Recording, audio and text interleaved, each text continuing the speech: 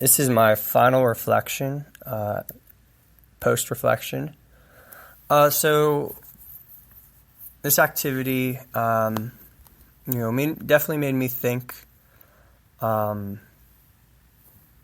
especially the part where, not only, I would say the interview was a little challenging, because you're sort of interviewing people beyond the surface, getting to know people at a deeper level.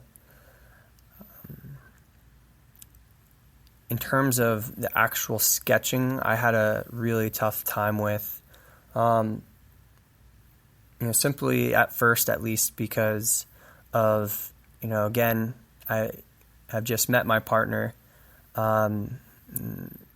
Besides the interview, I didn't really know anything beyond that, as well as the Flipgrid introduction. But all in all, I would say for the sketch part, that took me the longest. When we had started on Tuesday, it took me till Thursday, and all that time thinking to actually process and come up with some really good ideas. So with that said, those ideas, those sketches are going to be something that come naturally or immediately rather. Sometimes, like in the one video, it takes some time, playing around with things to get your creative juices going. I feel that once I, took a day or two to kind of process things and just think about who Genevieve was as a person, and what her interests and her joys in life, her attributes and whatnot, I was able to kind of think outside the box. I did have to, rewatch the video with the cart to kind of help me spark some ideas to kind of think, change my perspective, and which made me help, think a little bit differently. Even taking current inventions and revising them or refining them and redesigning them, such as the yoga mat, or taking a mug and combining it, basically mashing it with the Echo Dot of some sort.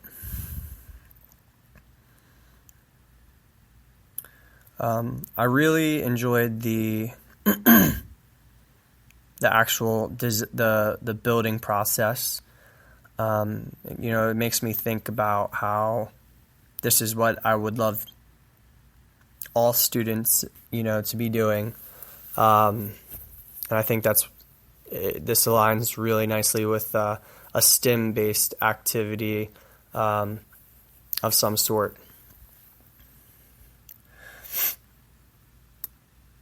Or project-based learning, but rather it's based on the people you are getting to know versus solving some type of problem, like from the teacher. It's basically you're getting the ideas from the person you work with. I like it because it kind of goes with the idea of I know a lot of people are starting to do more something like Shark Tank, where they're getting kids to design and invent things. So it kind of reminded me along those lines as well. With the materials, I was a little weary of at first. Like, am I going to be able to create one of these one of these sketches from the supplies I have? And I was actually quite surprised in what I had created, the mug being the finer of the two.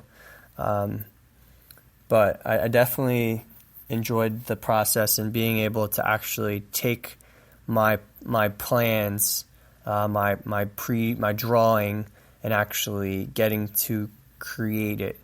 I also think that, as a designer, as an educator, the reflecting process, the metacognition is throughout throughout this whole design process is very crucial. Almost every other step was reflecting for yourself, but also reflecting on the feedback you had received from your partner. So I think that was a very important component in the final result and final product. If I had not, dug a little deeper beyond the surface and had not gotten to know Genevieve a little bit better and get her feedback on my sketch drawings, would I have created something that would be meaningful to her? Probably not. So I do think the steps were adequate, or rather meaningful to the whole design process and the overall final product prototype that I had developed. What would I change differently? Personally, I would go back and sort of think of better interview questions from step 1 and step 2. If I were to do this again, as a way to just to ask better questions, to sort of get a better idea. The whole thing with I got lucky with the echo and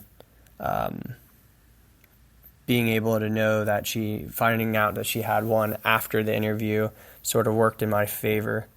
But all in all, I really like the process, and I would definitely do it again, and think I'd be more effective at it second time and so forth around.